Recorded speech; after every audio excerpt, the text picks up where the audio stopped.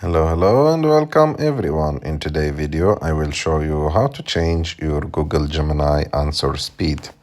So sometimes when you ask Google Gemini, you may notice that the answer of Google Gemini is a little bit slow, and I will tell you why and tell you how you can make your the answers from Google Gemini more fast. So as you can see in the bottom of the screen, there is an icon next to the microphone. It's written on it fast. You have to click on it. So in Google Gemini, there is 3 modes. The first one is the fast mode, and this mode is the fastest on Google Gemini, and it will answer your questions quickly, but with less details, and because it takes less time to think.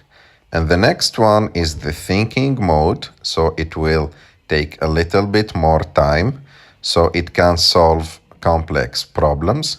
And the third one is the pro mode, and is the mode that take the most time and answer more slowly than the other ones. But this mode is mostly for advanced math and code, and it uses Gemini 3.1 Pro.